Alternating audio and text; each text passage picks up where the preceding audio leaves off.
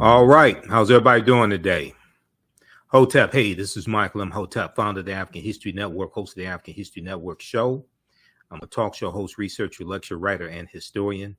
So it is Thursday, June 30th, 2022, and we are live. How's everybody doing today? I got my laptop back from the repair shop. It's as good as new. So I'm broadcasting live from the laptop again, and I can teach my online classes again as well. So I'm going to give you a preview of the 10-week online course that I teach on Saturdays, Ancient Kemet, the Moors, and the Ma'afa, Understanding the Transatlantic Slave Trade, what they didn't teach you in school. So this 10-week online class, we deal with thousands of years of history and what leads up to the transatlantic slave trade taking place. All right. And the class is on sale right now, $60, regularly $130. And we have the link for it in the thread of the broadcast here.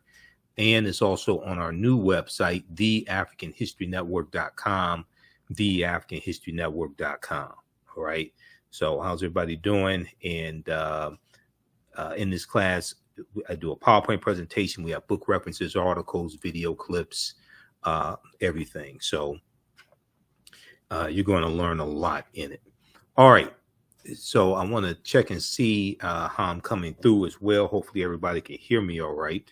I want to test the audio right quick here. Just give me a second here. So I'm going to bring up the PowerPoint presentation, and I want to go over some of the topics that we deal with in our class. Okay. And you can also use this information with your children as well. I would say the information is PG-13. The content is PG-13. So, and it's very visual. The class is very visual also. So I do a PowerPoint presentation. We have book references, articles, video clips, and we take you through to understand who we are and understand what leads up to the transatlantic slave trade taking place. Okay, so let me bring up the PowerPoint presentation here. Okay, here we go. All right, so in this class, we can't start studying our history in slavery, even when we deal with the transatlantic slave trade, which is important to understand. We can't start studying in 1619. We can't start in the 1440s with the Portuguese going into what's known as present-day Mauritania in 1441 on Tom Gonzalez and picking up Africans, taking them back to Portugal. We have to understand the history chronologically and deal with the 800-year occupation of Europe by the Africans known as the Moors, who enter into the Iberian Peninsula, today known as Spain and Portugal, in 711 AD, and understand the connection to all of this, understand how all of this history and these different bits of and pieces of history that we may hear here and there, understand how all of this is connected. Okay. And it's African history and culture that gives us our foundation. It gives us our values, our interests, and our principles. And this gives us a cultural paradigm that we see reality through. And this also influences our economic empowerment and our political empowerment. It's our history and culture that gives us our self-esteem, our self-development, our self-worth. So this is extremely important. Okay. And if you listen to the African History Network show, and we'll be on live this Sunday as well. We know we're dealing with 4th of July time of the year as well, or 4th of July, as Dr. Shakamusa Barashango called it. But we'll be on live this Sunday, also 9 p.m. Eastern Standard Time, right here on our social media platforms and the African History Network, right here on Facebook. Okay. All right. Now, some of the things that we deal with in this class, this 10-week online course not only deals with the transatlantic slave trade, but we deal with thousands of years of history that leads up to the transatlantic slave trade taking place. We take you through the history chronologically. and the history that leads up to the slave trade and African people taking place. Okay. August 20th, 2019 marked the 400th year anniversary of the 20 and odd Africans on that White Lion pirate ship, because it was a pirate ship, and we break all this history down in the course. The White Lion pirate ship that comes into Point Comfort in Virginia in August 20th, 1619, that traded for food and water and supplies, things like this. At this point in time, codified slave laws don't exist in any of the 13 colonies. Okay, it's really important to understand how all this evolves. This is why we take you through this history chronologically. Okay, I know you have a 1619 project. I know people think that, unfortunately, many of our people think that African people first came to this land that we call the United States of America 400 years ago, or 403 years ago, or something like that, in 1619. 1619 did happen, but we've been in this land going back at least 51,700 years ago. This was our land stolen from us. And one of the books that I reference in the class is from one of my friends, Dr. David M. Hotep. The first Americans were Africans, documented evidence. So yes, the transatlantic slave trade did happen. It did happen, but we have to understand a chronology of history leading up to the transatlantic slave trade taking place. This, at one point, this land was called Turtle Island. Okay, and some Native Americans refer to it as Turtle Island. African people were here in this land we call the United States of America, going back at least 51,700 years ago, before Native Americans came into existence.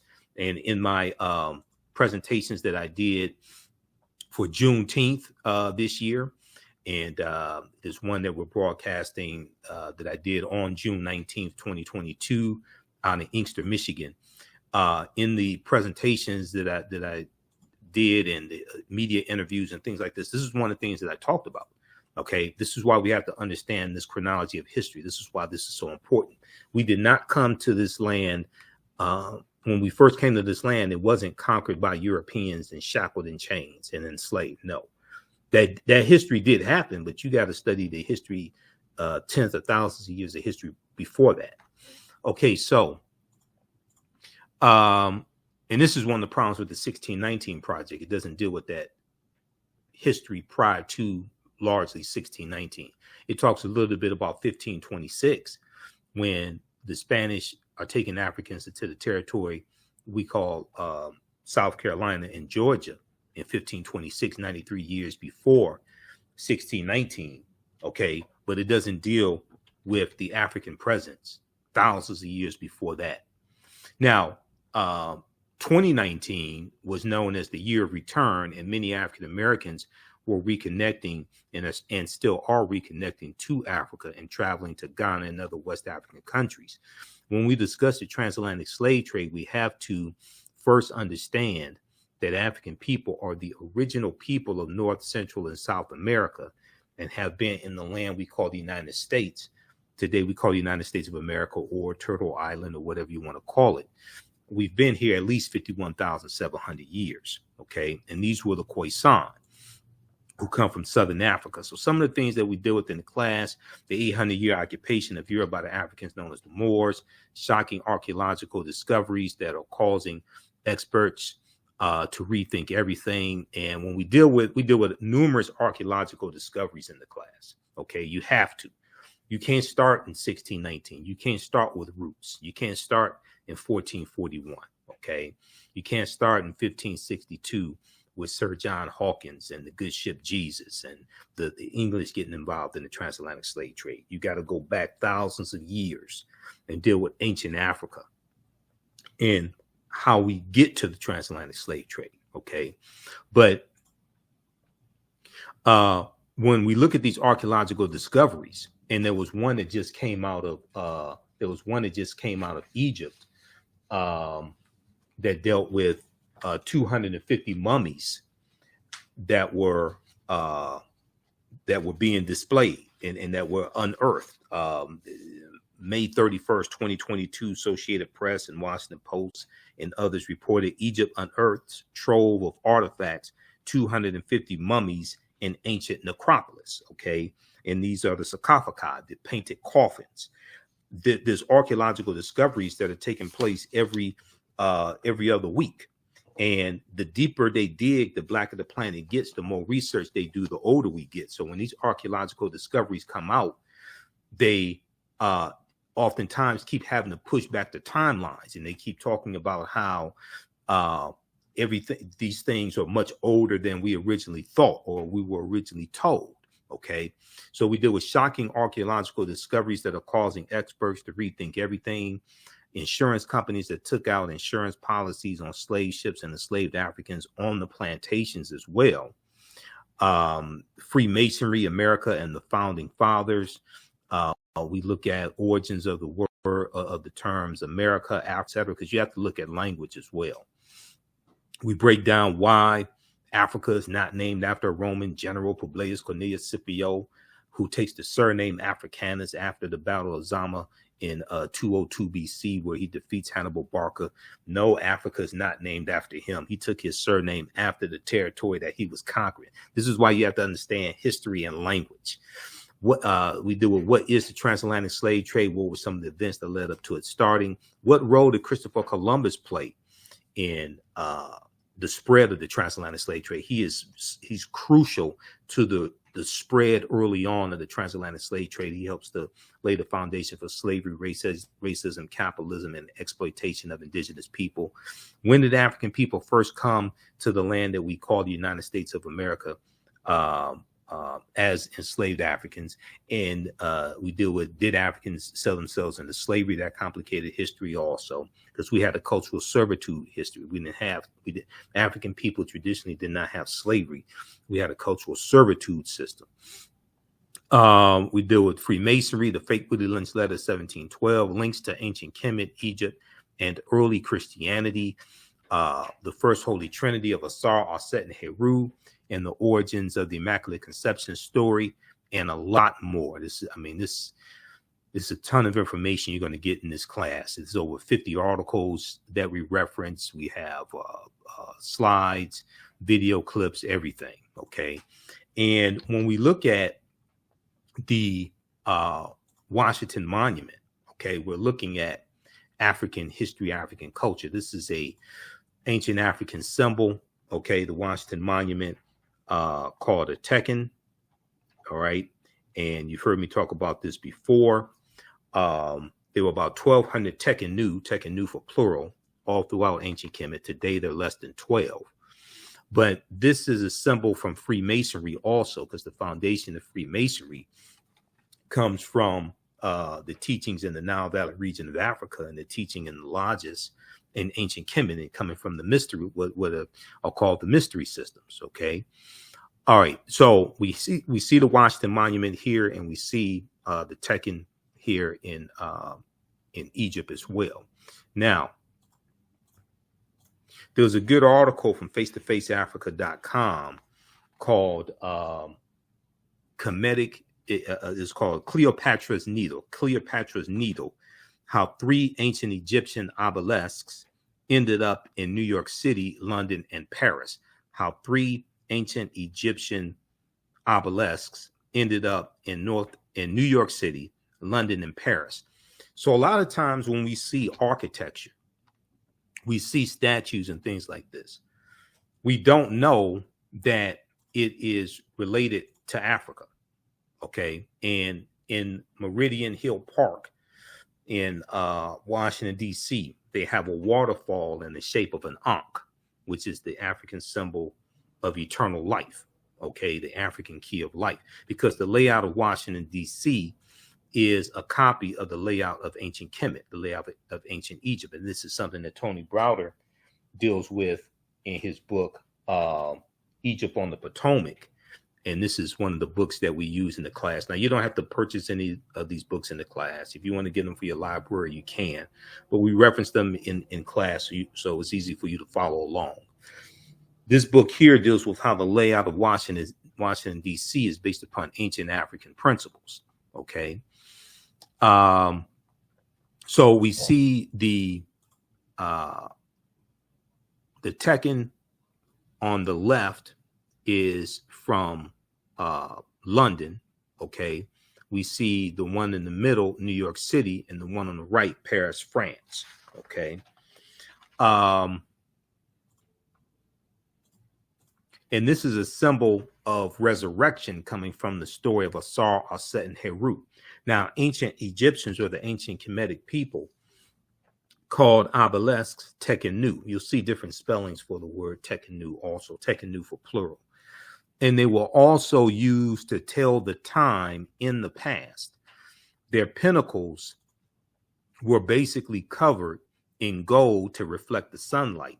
Historians say that obelisks represented immortality and eternity, and their long structure helped connect the heavens and the earth. Their long structure helped to connect the heavens and the earth.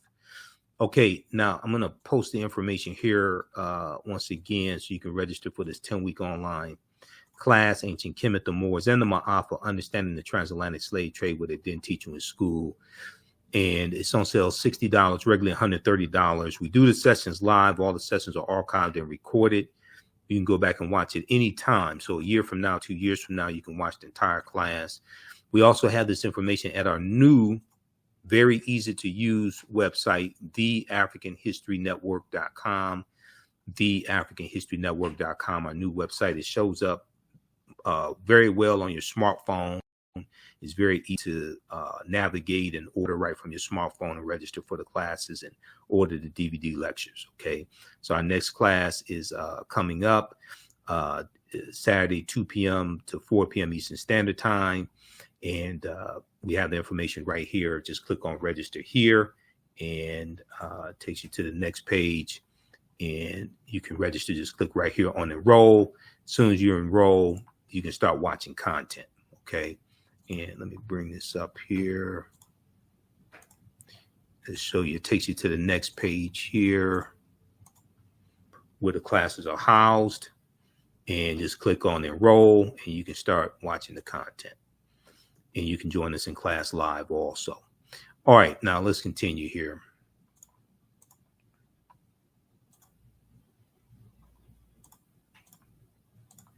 Okay, so currently Cleopatra's Needle is the name given to 3 ancient Egyptian obelisks, or tekenu, one in New York City, one in London, and one in Paris, France. Okay. However, they do not all come from one Egyptian site. The obelisks in New York and London are carved out of red granite from the quarries of Aswan, a major source of stone for Egyptian antiquities. The 2 tekenu, or obelisks, were commissioned by Nesubiti, or Pharaoh Thutmose III, for the temple of the son of Heliopolis near modern-day Cairo, with each weighing about 224 tons and 68 feet tall. 224 tons, which, keep in mind, a ton is 2,000 pounds. Read this article here, Cleopatra's Needle, how 3 ancient Egyptian obelisks ended up in New York City, London, and Paris. Also, when you go to cemeteries, you'll see smaller tekenu there as well. That's Africa. These are taken straight out of ancient Kemet, straight from the Nile Valley region of Africa. We see these various symbols that connect us to Africa, and Europeans take these symbols and represent them as their own. Okay. And then we are taught to run away from Africa. We're taught to run away from what our ancestors created, when everybody is running to it one way or another. All right. And also running to it physically and extracting the mineral wealth out of Africa as well. Okay, now let's continue here. All right. So how's everybody doing? How you all like this type of information? This is just a brief overview of the 10-week online class that I teach on Saturdays.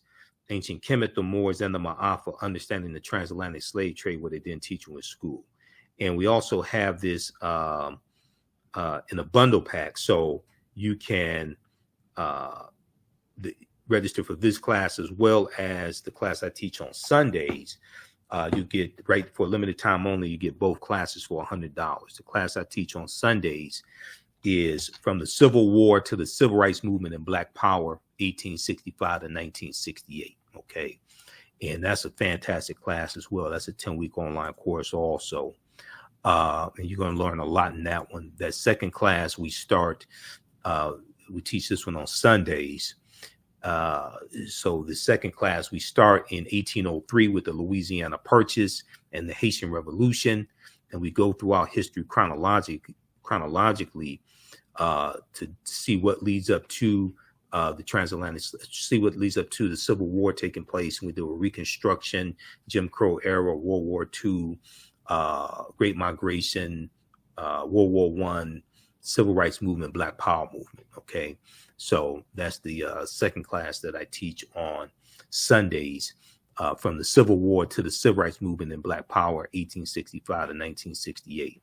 And we have a bundle pack here as well. If you've taken any of my online classes in the past, email me at ahnshow@africanhistorynetwork.com, ahnshow@africanhistorynetwork.com, and you'll get a 50% discount on the bundle pack if you've taken any of my online classes in the past. All right, so let's continue here. So here is a famous statue of Asar, Aset, and Heru, who the Greeks called Osiris, Isis, and Horus. They're known as the First Holy Trinity. And when we look at some information dealing with the Tekken Nu, because this is where the Tekken comes from this story, there were approximately 1,200 Tekken Nu built in ancient Kemet, but only about a dozen or less than a dozen are found in Egypt today. Many of the Tekken Nu removed from Egypt are now in Istanbul, Turkey, London,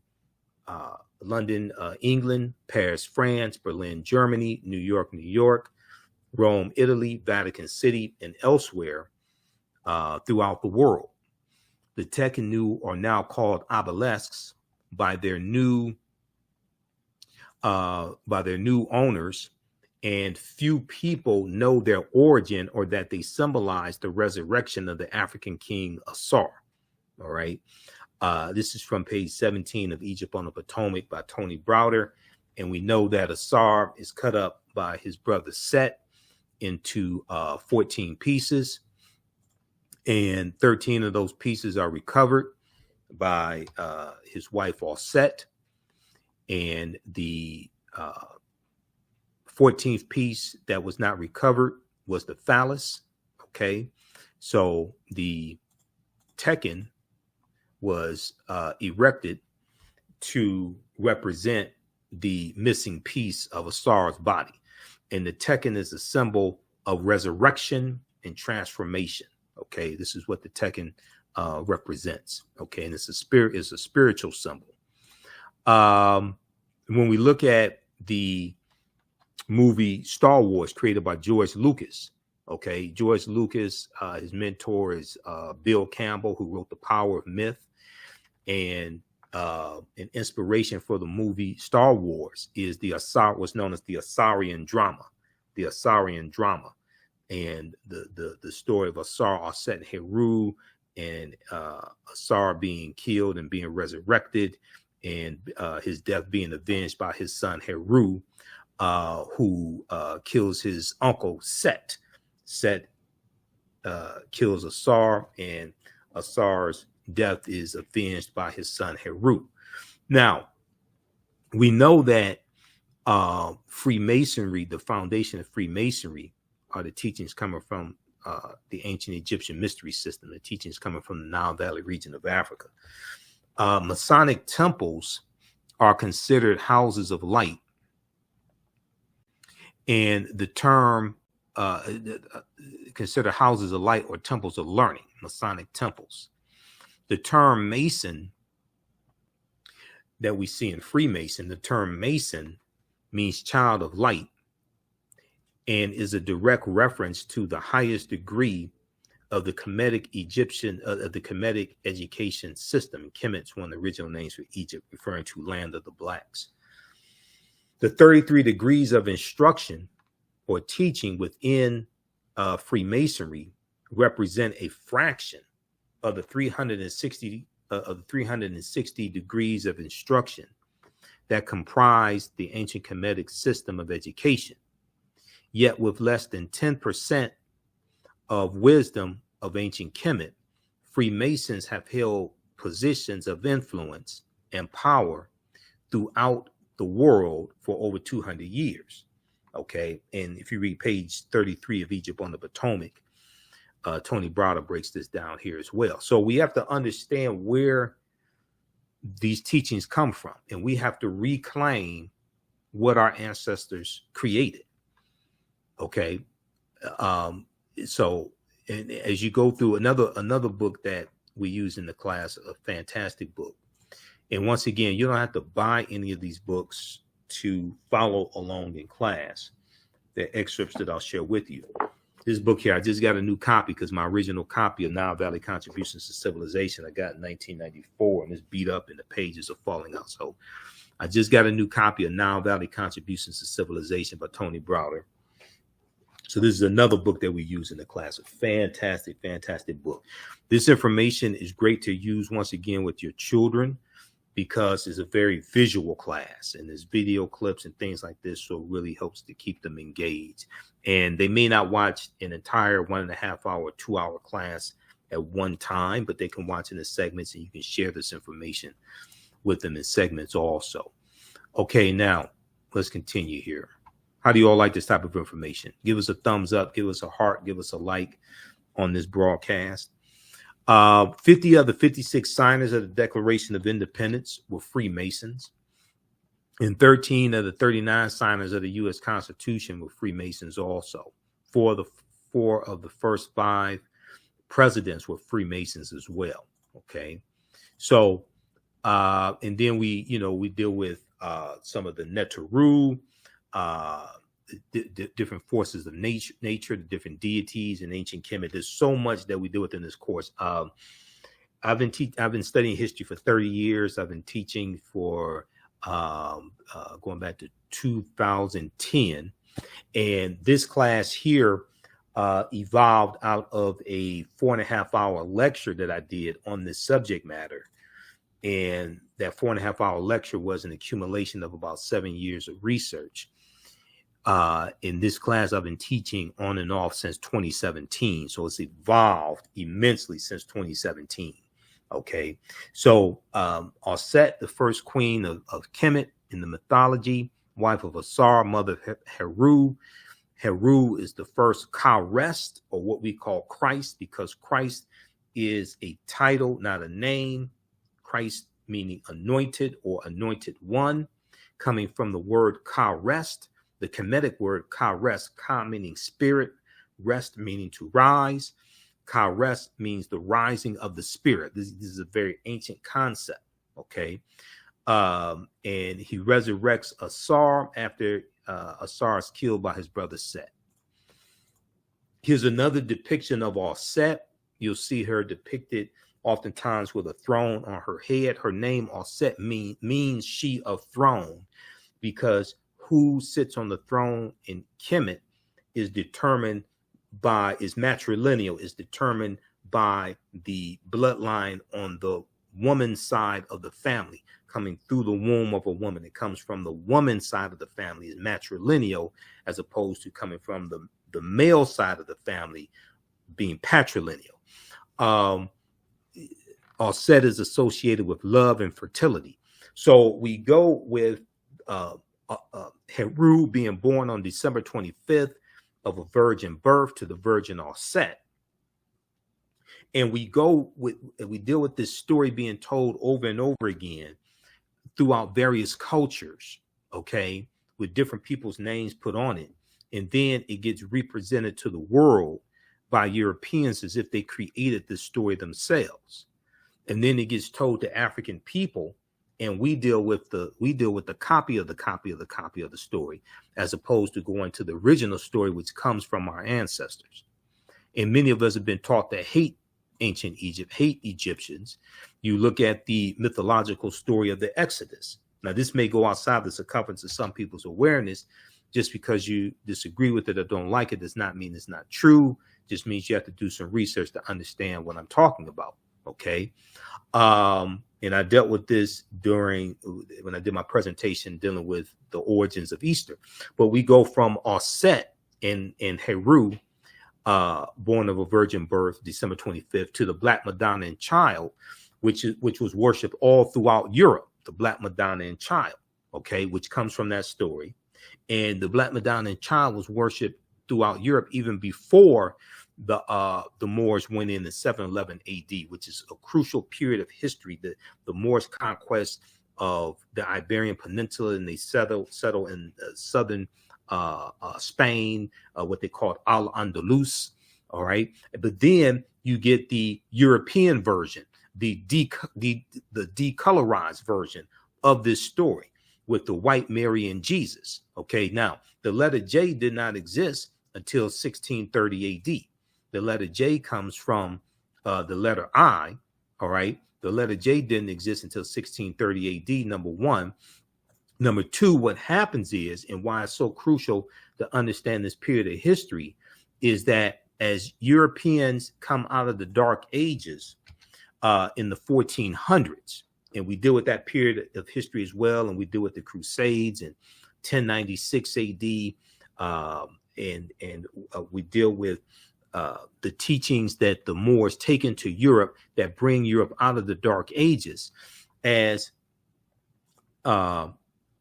Europeans are starting to circumnavigate the globe, and you have conquest by Christopher Columbus and others, as they start extracting the wealth and enslaving people in these various areas that they're conquering, like Panama and Honduras and Hispaniola, etc. Okay, as they go in and start conquering other people's lands, they start to rebuild Europe.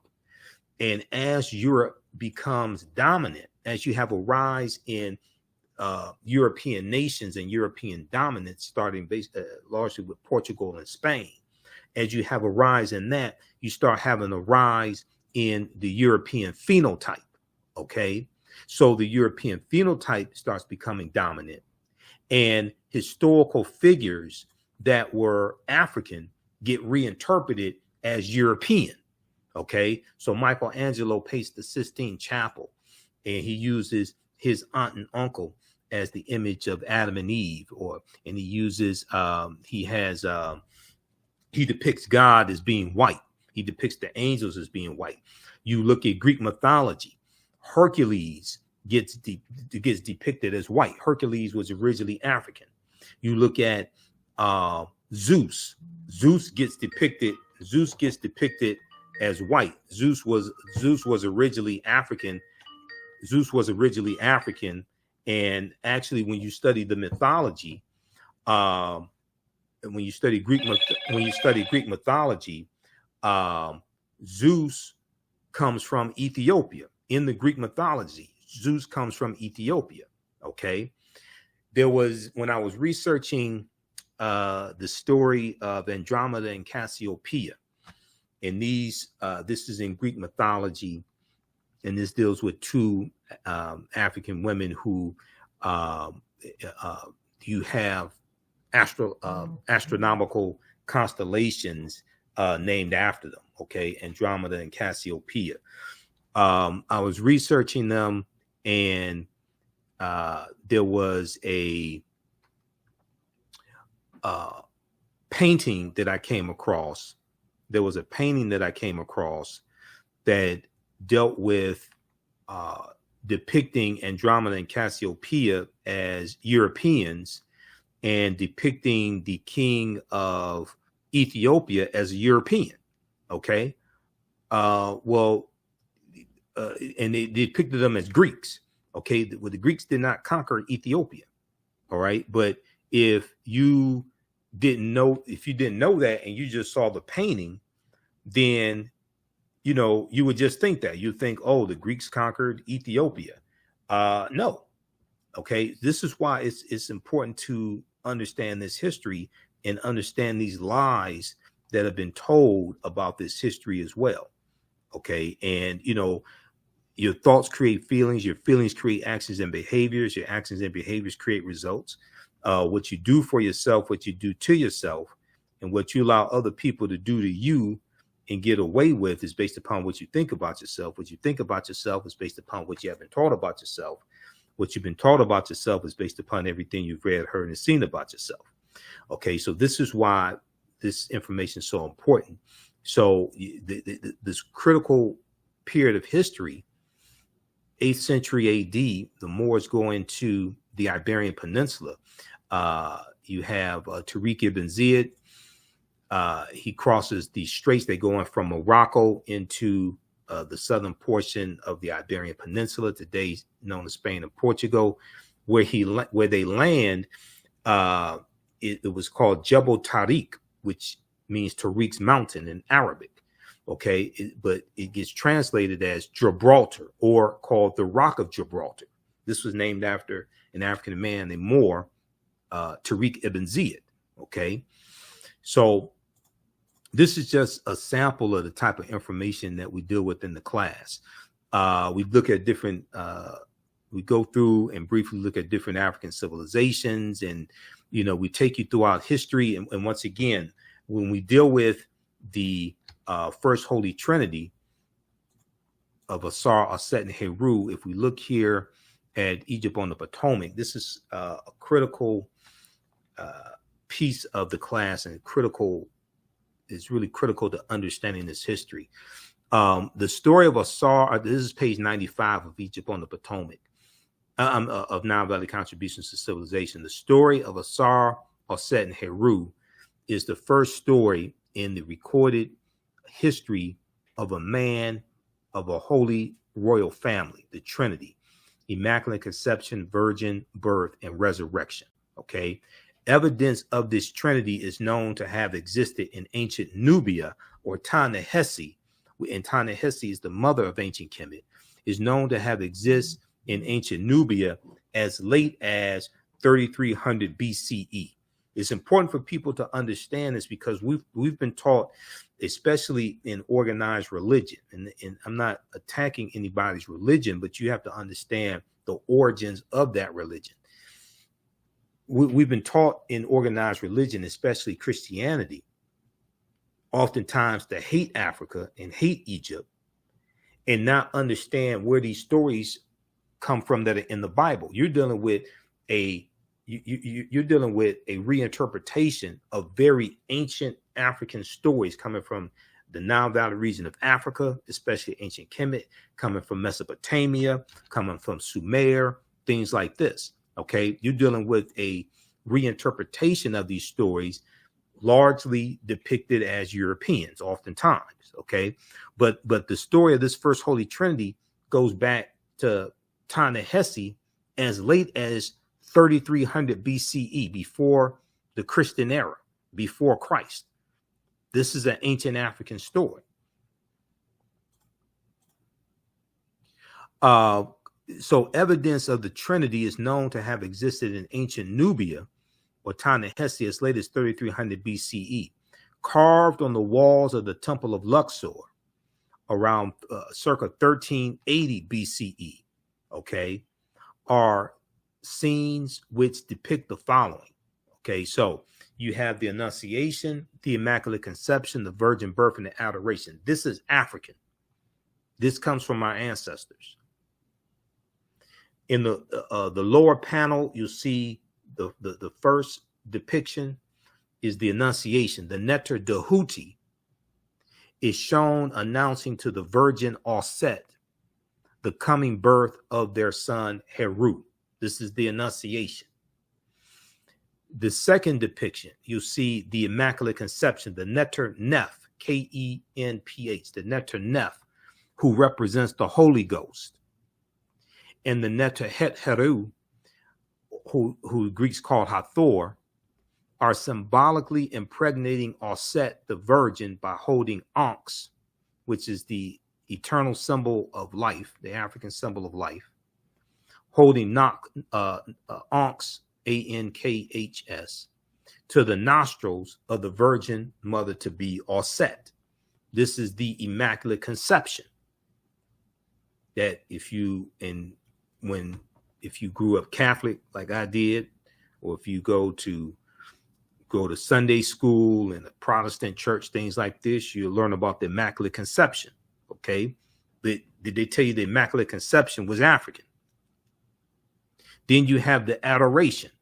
We see at the top here, the fourth panel, the fourth depiction, the adoration. The newborn Heru is portrayed receiving gifts from three kings or three magi while being adored by a host of gods and men, the adoration.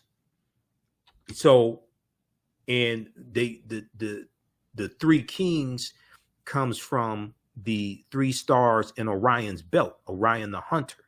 The constellation of Orion in ancient times was that of Asar, and the three stars in Orion's belt are pointing also to, Orion the hunter is followed by two constellations, and is referred to as two dogs, the big dog Canis Major and the small dog Canis Minor. In the constellation of the big dog Canis Major, you have the star Sirius, which is the brightest star in the sky, the star Sirius.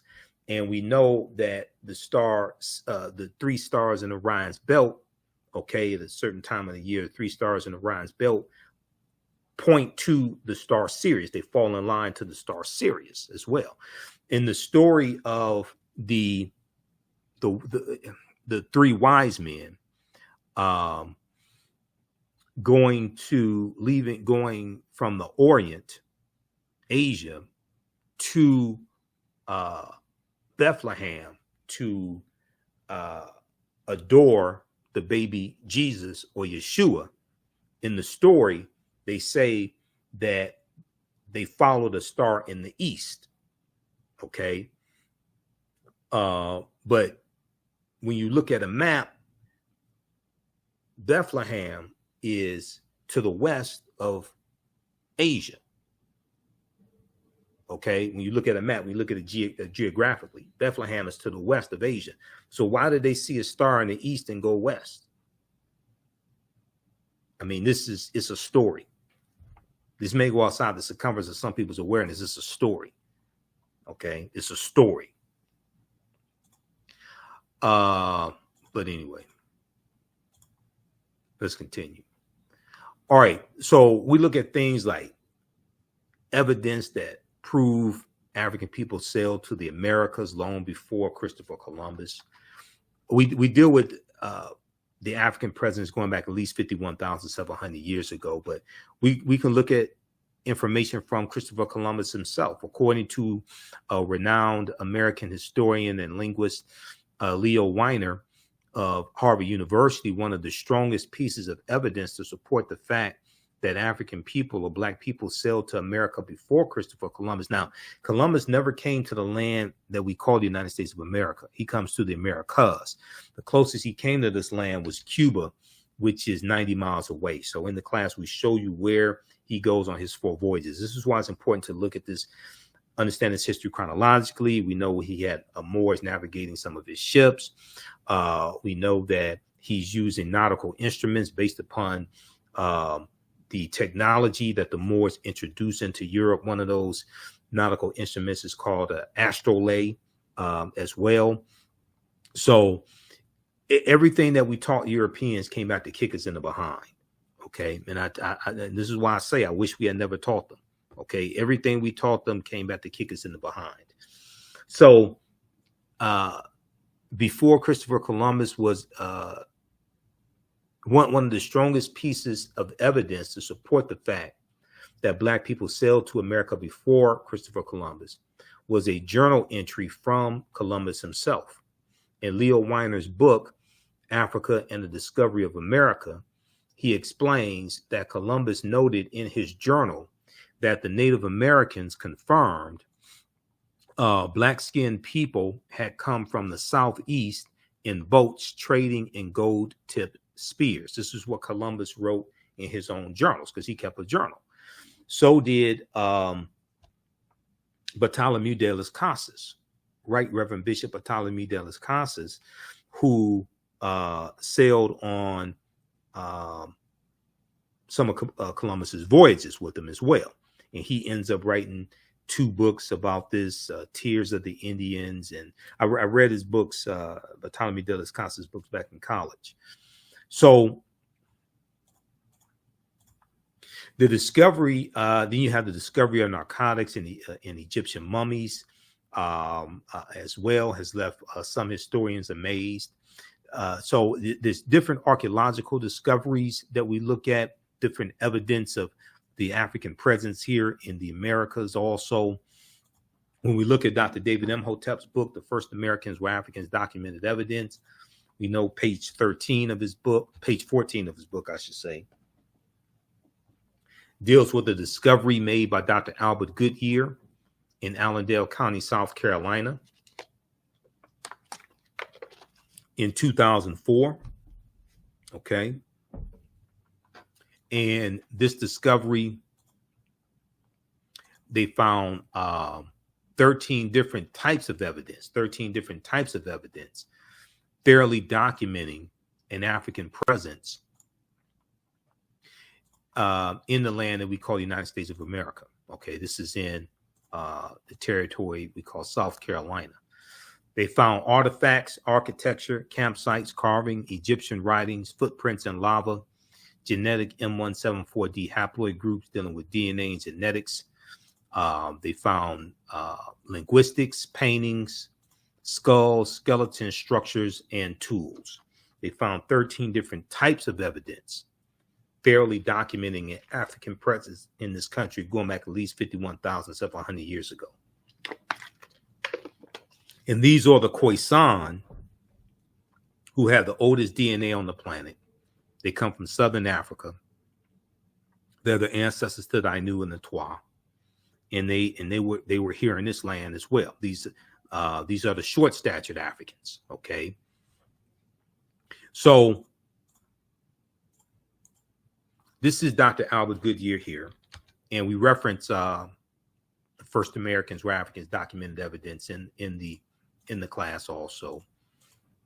Dr. David Imhotep is a friend of mine. This is his first book, First Americans Were Africans, Documented Evidence. His new book is out. I have to get his new book. It came out a few months ago. I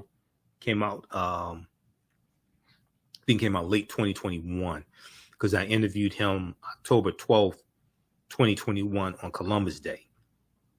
And we were dealing with a lot of this history. His new book is The First Americans Were Africans, Revised and Expanded. The First Americans Were Africans, Revised and Expanded is his first book. Okay. And he's not saying the transatlantic slave trade did not take place. What he's saying is that African people were here in this land we call the United States of America thousands of years before the transatlantic slave trade took place. This was our land stolen from us. Okay, we were here in this land before Native Americans came into existence. This is not an attack on Native Americans. I have Cherokee and Blackfoot on my mother's side of the family. This is not an attack on them. This is just understanding the history. We already know that African people were the first people on the face of this earth. We already know that African people circumnavigated the globe. So you think that you realistically think that we first came here in this land, conquered and shackled in chains in 1619, conquered by Europeans, and we taught them how to sail, and we gave them the technology that their nautical instruments are based upon, and you think that's when we first came to this land? I mean, that's not even logical. Okay, so this is Dr. Albert Goodyear. He's a archaeologist at the University of South Carolina. He's a white man.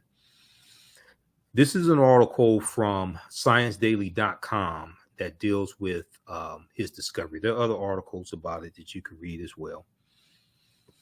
The name of this article is New Evidence Puts Man in North America 50,000 years ago. New evidence puts man in North America 50,000 years ago.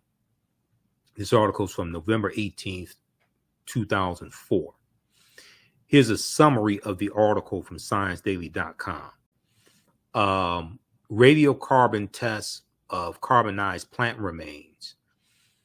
Radiocarbon tests of carbonized plant remains, where artifacts were unearthed last May along the Savannah River in Allendale County by University of South Carolina archaeologist Dr. Albert Goodyear, indicate that the sediments containing these artifacts are at least 50,000 years old, meaning that humans inhabited North America long before the last ice age.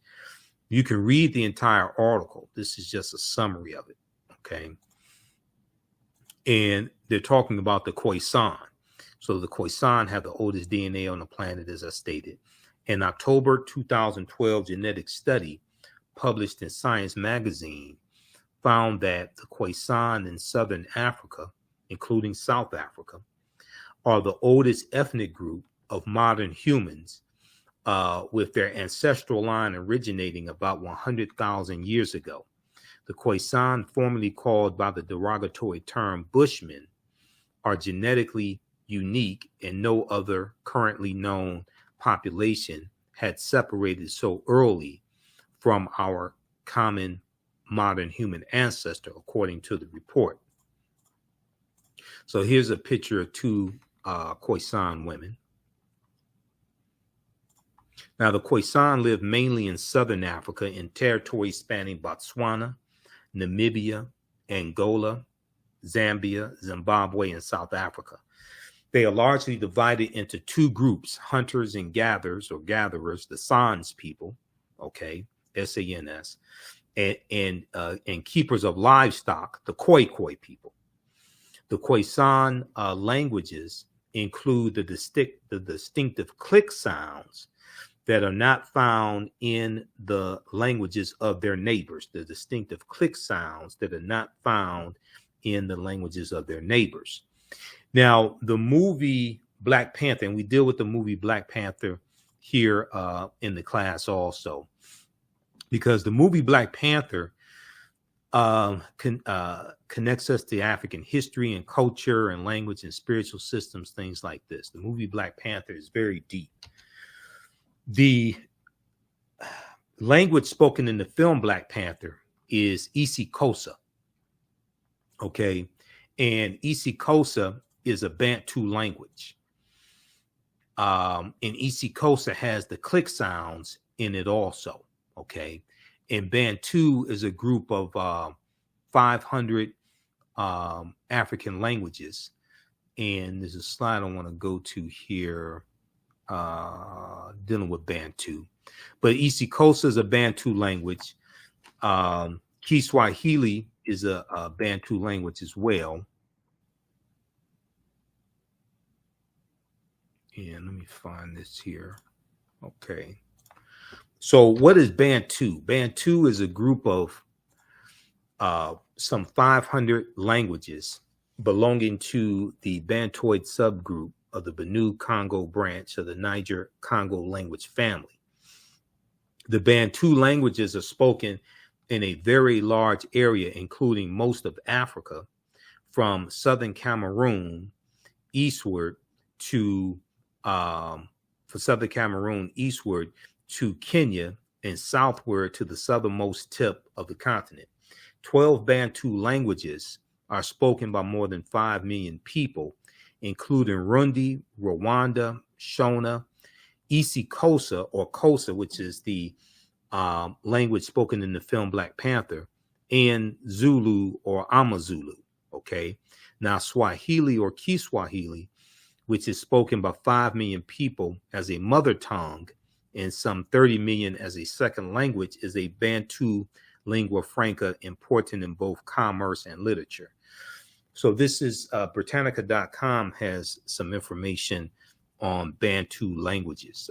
There's other information you can look at, but this gives a good brief synopsis here. So the word Wakanda is a real word as well, Wakanda is not just in the comic books. Wakanda is, we see it in Omaha, Ponca, and Sioux Indian languages. It means possesses secret powers. We know that, and it's also a Bantu word as well. It's Kikongo also. The panther deity that we see in the film Black Panther, Bast, comes from Bastet, which comes straight out of ancient Kemet. Bastet is a neter or a deity, or what Europeans call gods. Bastet was an ancient Kemetic neteru or goddess, neter or goddess, worshipped in the form of a lioness and later a cat. She was goddess of warfare in Lower Kemet, worshipped as early as the Second Dynasty, around 2890 BCE, before the Common Era. So there are 11 different African cultures that we see infused in the film Black Panther as well, see represented in the film Black Panther. And then when you get, so I did, I have lectures that I've done dealing with the film Black Panther, as you can probably tell. I did about 3 months of research on the film and the comic book to really understand what I was seeing in the film, to get a better understanding. There are 2 books that I read as well. I read this book here, Black Panther from Marvel, The Ultimate Guide. So this deals with the 52-year history of the Black Panther comic book, because we see characters and themes and things like this represented in the film. Okay, so I had to get a better understanding of that to be able to do my lectures on the film. And this is full color, so really, really good book. Gives a lot of background information. Gives information about the Dora Milaje and the origins of the Dora Milaje, things like this. Information on Killmonger, etc. Okay, so I read this one, and then also I read there was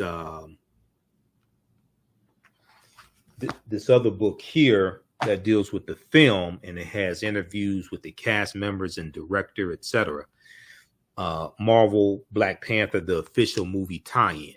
Marvel Black Panther, the official movie tie-in. Okay, so there are 11 different African cultures that we see represented in the film Black Panther, and we know Chadwick Boseman passed away recently as well. Okay, so that was a tragic loss when he passed away. But I had to get a better understanding of the movie and the comic book to be able to do my lectures on the subject matter.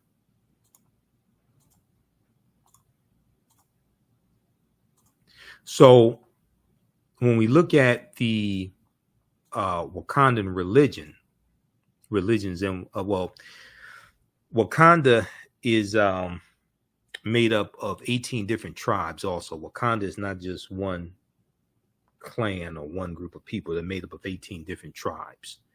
The Panther clan is the clan that T'Challa belonged to. But you had the Jabari tribe, you have the Crocodile tribe, things like this. But the religion of, and let me go to this slide here. Okay. The religion of the Wakandan people first developed during the pilgrimage to the land. In their conflict with the originators, the gods of Wakanda formed from the heroes of humans within the tribe. Ascending to the status of a deity or a god, these heroes became the Orisha. Now, this is from the Black Panther comic book. The Orisha, or Orishas, or Orishas, these are the deities in the spiritual system of Ifa practiced amongst the Yoruba in Nigeria. the Orishas. And if you deal with Santeria, or if you deal with some of the syncretic religions and things like this, that are a combination of African spirituality and Catholicism or Christianity, what have you, you'll see the Orishas referred to: Shango, Yemenya, Obatala, Ogun, things like this. These heroes became the Orishas, taking the names Koku, Thoth, and Thoth is what the Greeks called Dehuti, Thoth, Bast or Bastet, coming out of ancient Kemet, Mujaji, and Ptah. Okay, there's a picture of Ptah right behind me. All right, the craftsman, Ptah, and Niyami.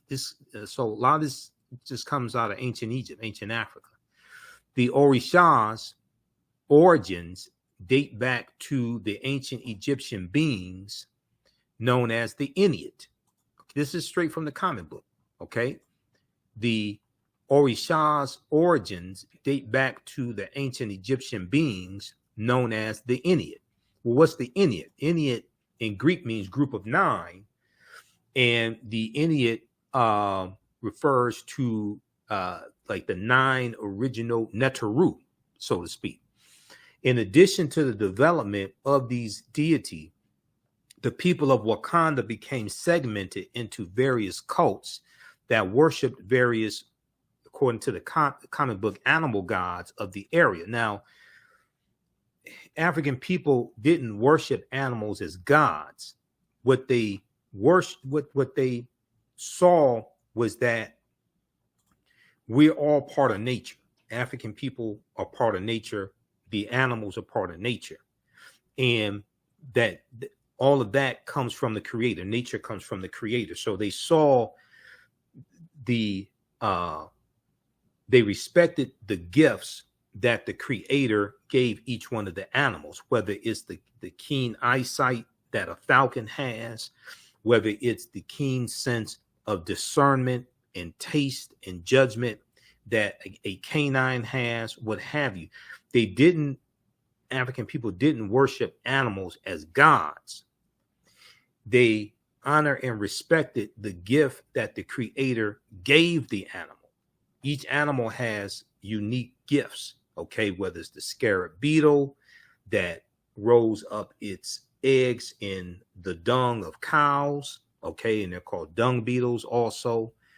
So it's coming from African cosmology. Cosmology deals with understanding the universe as an orderly system, but also the role that you play in that orderly system. So coming from the European interpretation, they say, oh, African people, they worship the sun. No, we saw the sun as a symbol of the creator, because the sun gives life to every living thing. And wherever you go in the world, you'll see the sun. African people didn't worship a tree. Okay. They didn't worship a dog. They didn't worship an animal. They didn't worship a cow, so to speak. They worshiped the gift. They understood the gift that the creator gave the cow, gave the falcon, and saw that we're all part of nature. Okay, we're all connected.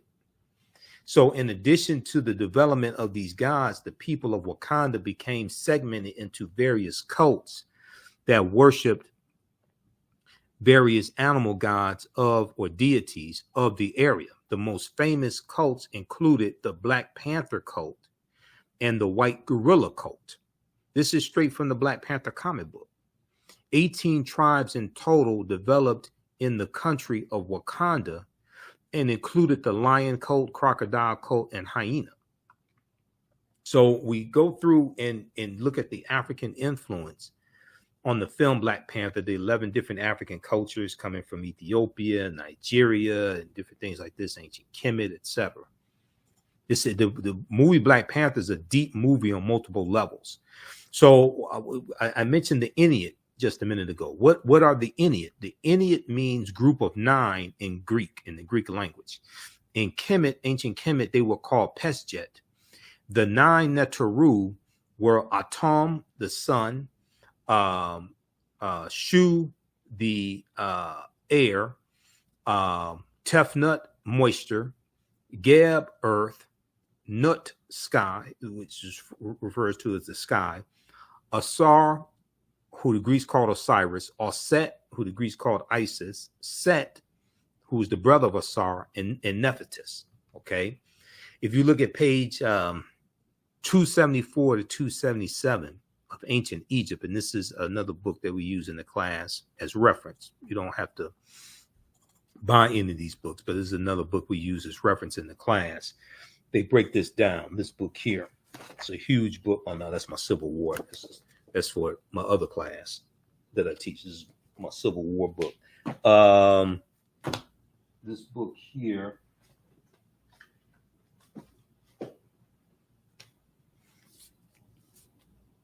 Okay, this is a huge book, Ancient Egypt by Lorna Oakes and Lucia Gallen. Okay, and this goes through and I mean, they have so much in this book.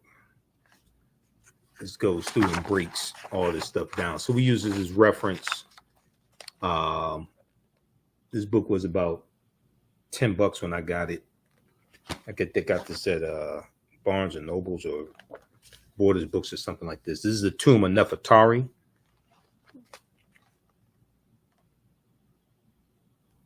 Okay. So this is a really good reference book here. I got this in 2009, June 12, 2009. All right. And then they have one of the things that we look at in the class. They break down the Neteru. They have a chart here for the Neteru, which comes in handy. Under page 274, it starts. The deities. And they list the Neteru and they list the their different aspects as well. Okay. Two of the other books that we use in the class, you don't have to buy any of these once again. Golden Age of the Moor, edited by Dr. Ivan van Sertima. There's a good essay in here by Dr. Jose Pimenta Bay and a good one from Runoko Rashidi as well. Then also this book from Runoko Rashidi, we know he passed away August 2nd, 2021. Runoko was a friend of mine. I interviewed him a number of times on the African History Network show. Black Star, the African Presence in Early Europe, okay, which deals with some of the history of the Moors in Europe as well. And we look at page 95 here, page 90. We see the Black Madonna and Child in different European countries. This one right here, this is in Switzerland, Black Madonna in Switzerland. We see it here in Saskatchewan, Poland. This painting right here. We look at this one, the Black Virgin of Madrid, Spain. Look at that one. We look at this one, the Black Virgin and Child statue in St. John's Church, Luxembourg City, Luxembourg. Okay, this is page 90 and 91. We look at this one. These are the Moors heads on the national flag of Sardinia. Okay, the national flag of Sardinia, which is an Italian island. And we deal with all that in the class. That ties into the history of the Moors also, because the Moors were in Sardinia, they were in Sicily, they go all throughout Europe. All right. So how you all like this type of information? So this is just a brief overview. This is a 10-week online history class that I teach. I teach this on Saturdays, 2 p.m. to 4 p.m. Eastern Standard Time normally. Ancient Kemet, the Moors, and the Ma'afa, understanding the transatlantic slave trade, what they didn't teach you in school. We deal with thousands of years of history and what leads up to the transatlantic slave trade taking place. And we look at different, briefly, we look at different African civilizations also, and we deal with some of the history of the Moors as well. This is Saint Maurice, who becomes a patron saint to Germany. This is the national flags of Corsica and Sardinia, and they have the African Moors heads on them. Also, we know the Moors lose control January 2nd, 1492, the last stronghold, Granada. We look at, Ghana, Songhai, and Mali, also the three great West African empires. We have to look at Columbus because Columbus is crucial to understanding the transatlantic slave trade. Columbus was convinced that he would find a new and lucrative sea route to the Orient by sailing west to find silk, tea, spices, gold, etc. This was big business in the 15th century.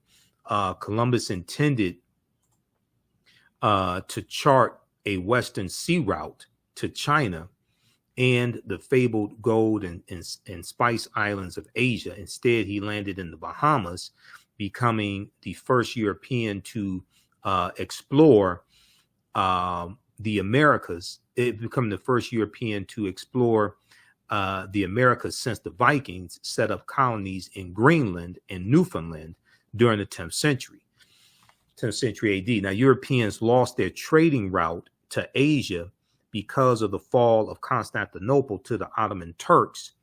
So Europe lost this popular trading route.